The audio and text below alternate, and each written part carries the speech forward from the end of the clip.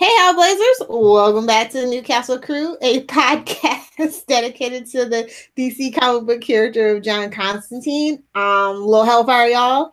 And joining me, as always, is Phil, just a petty dabbler. You're a squire, sir. Don't you forget it. Anyway, up for discussion today is issue 12 of Constantine from the New 52 era. Error? Yeah, I didn't stutter. This Nice. one is still a part of Forever Evil. Oh, guys, it's just just this issue. Like, I like it, but I hate it at the same time. I feel like this has been drawn out. No. And it's like an event within an event. And it's just like, I just want to tear my eyes out sometimes. Mm-hmm. Like, that's what New 52 was. It was just a test of testicular fortitude. Or ovarian fortitude. I was going to say, it felt like somebody kicked you in the testicular. Especially at those prices. But, Oh, wait, was it Forever Evil? Or, one of them, they had all the lenticular covers and stuff? I'm pretty sure Forever Evil had the lenticular covers. Oh, much like Doomsday Clock, which is not worth the money and it's not worth the paper that it is printed on. I haven't been getting the lenticular covers for Doomsday Clock. Have you? I got two of them. Yeah. Well, no, the first one you always do, and then whatever else tickles your fancy. Which is not much. Anyway, so Nick Necro, we get the backstory on him, and apparently he was a teacher to Zatanna and John in this iteration. And we get the long evil monologue. Is that what we're talking that about? Felix Faust is annoyed about. I love it. Mm-hmm. But it takes place in Nanda Parbat, which if you need a mysterious locale now, that's where you go. Yep. Every 2 weeks. Oh, yeah, the name of this issue is Dreaming of Blood. And I was just like, I don't know if they're dreaming of Genie or if that's like a British thing. I didn't bother to look it up this week again. Or maybe it's like a punk song or something. Who knows? Who knows? Yeah, I like the 9 times out of 10, the titles for these aren't very clever when it comes to the Constantine book. Mm. So that's unfortunate. The New 52 stuff, yeah. Yeah. No, Hellblazer was fun. You could always find the pun in it and everything, or what it relates to. This one is just like. But yeah, the flashbacks, we get the history of Nick Necro with Zatanna and Constantine. Basically, their threesome. I'll behave. Hey, you're on camera. You better behave. He was just waiting for it. I'm not gonna do it though. I don't know. It was better than the other issues had been, I guess. I mean, but that's not saying much. I mean, you got some action and some story. Yeah, I mean, it's probably one of the better crossover issues. But who's that? The Sea King, the Crime Syndicate's Aquaman. Man, he got taken over by everybody. First Dead Man, and then Nick Necro, like by a dead man. I'm like, you're trying to like paint this like the Sea King as like a badass, but like everyone like takes him over in this crossover. It's like, okay. It's because our Aquaman at the time was so amazing. It was Yeah. one of the only good things about the New 52, that and Green Arrow and Batman Incorporated, which they canceled. Forever Bitter. Forever Bitter. Good. Anyway, the Martin Wheel or whatever, and I'm just like, ugh. But I did like that they gave a shout out to Zatara, which is Zatanna's father, and I like that John was like, yeah, your dad was a joke, but it was on purpose. Mm-hmm. Which I never got that from Zatara, but I just maybe just the look or something. I don't know. Yeah, I don't know. But I always thought Zatara was pretty hardcore. So they also were weirdly controlling Swamp Thing's body, and I'm just like, this is all a mess. And then like Constantine, Zatanna, and Nick Necro, like back in the day, I guess were like junior high kids, and like Oh, we're blood brothers now.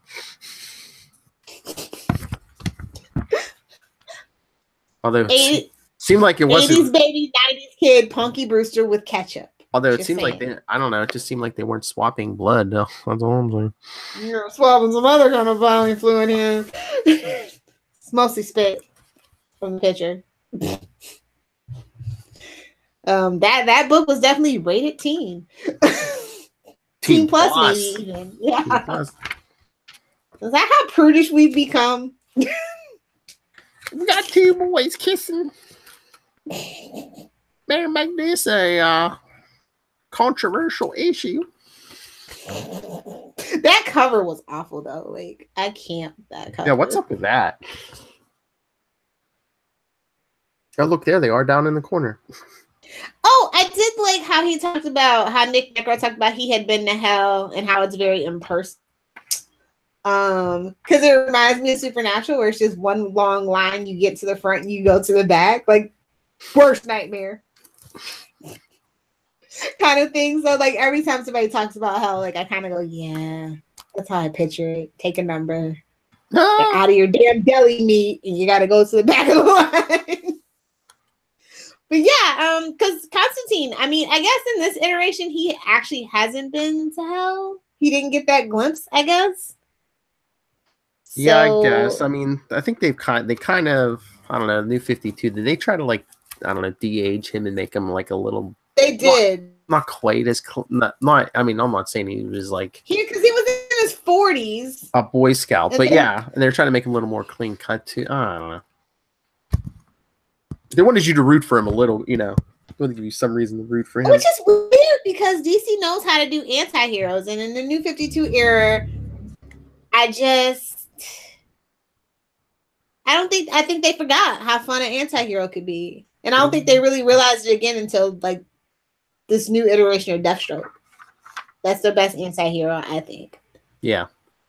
Definitely. Well, that and the Red Hood and the Outlaws, obviously. Yeah, but they're kind of pushing Red Hood more like to the I don't know, I think they're trying to get him more and more away from the anti-hero, and then gets a little far and they're like, oh no, he's an anti-hero, but it's like I don't think he's been killing anybody lately. What was the other Red Hood book where he was with Roy?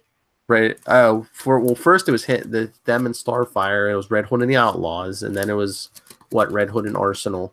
Yeah, Red Hood and Arsenal. He definitely at the end of that was unfortunately being pushed towards that. I say just leave Jason alone. I say he works as just because he's the black sheep of the Bat family, so it would be natural that he'd be this hardcore anti-hero, and he died.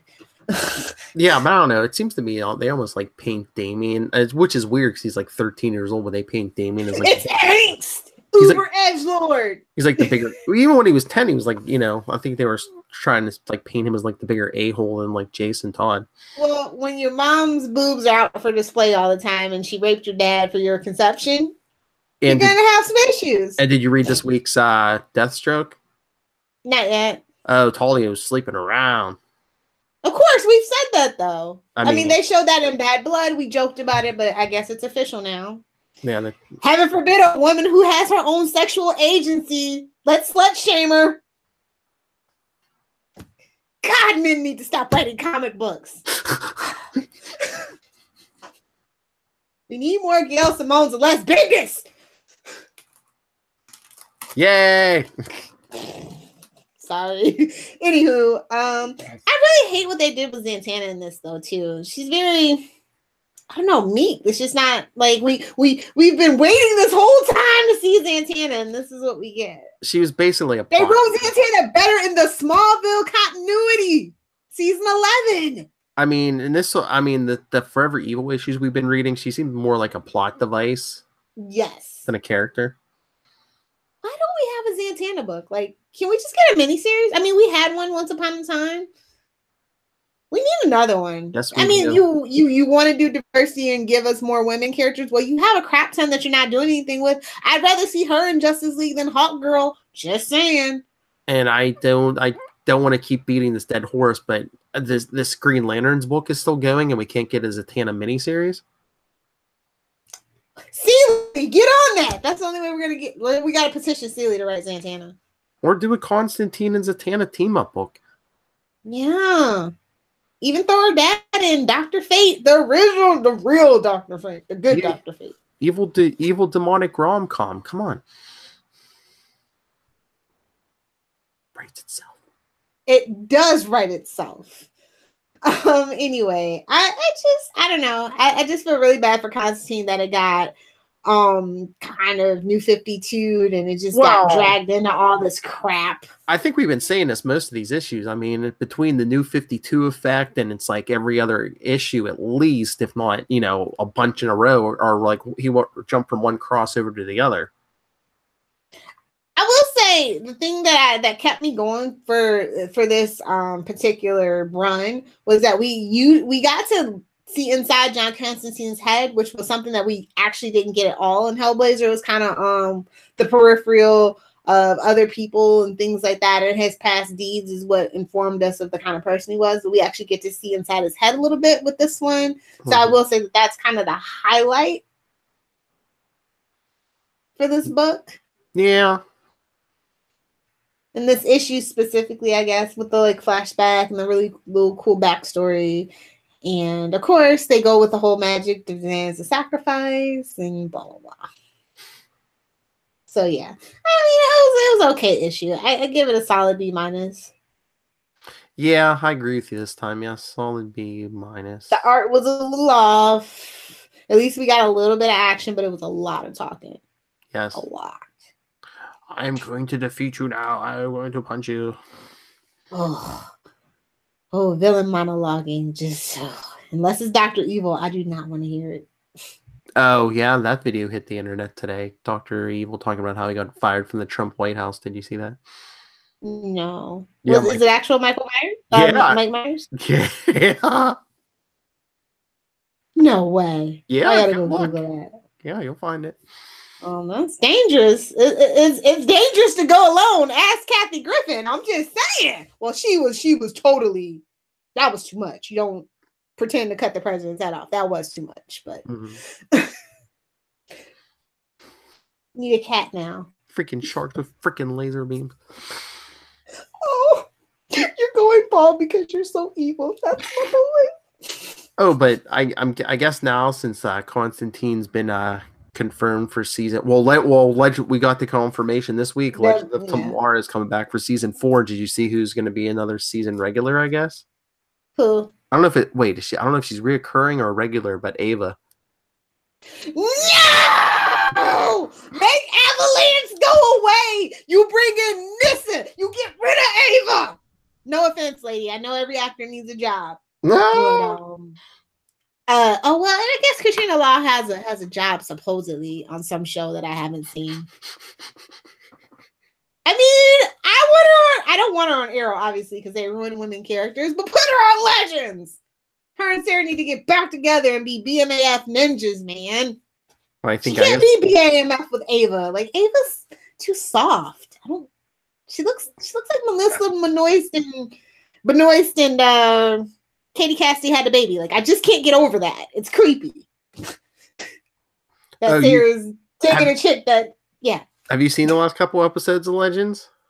No, I'm binging Saturday. Okay, you didn't see Ava's origin. Okay, I won't spoil it. Oh, is she? What? I was supposed to watch that episode where there was a bunch of Avas or whatever. Oh, yeah, she's a clone. Clone Wars, woo! No, I'm kidding. Don't you dare! There's only 3 Star Wars movies. I'm sorry. Oh. I need a button at Lil Hellfire.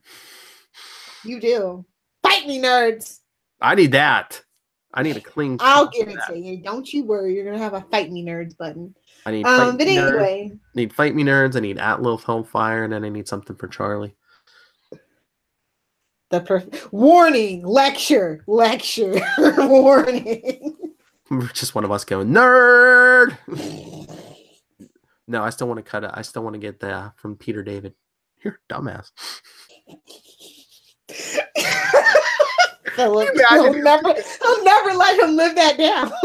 Never. I'll just be talking about something. No, it's just gonna be like, I'm gonna put this on your tombstone. Just right underneath.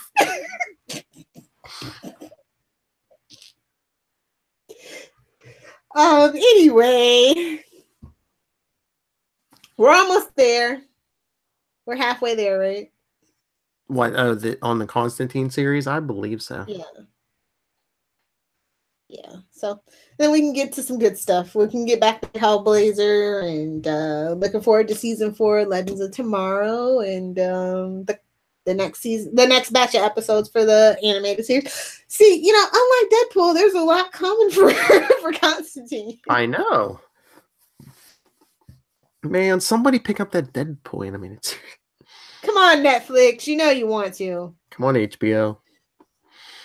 HBO can't. It's Warner Brothers property. Oh, okay.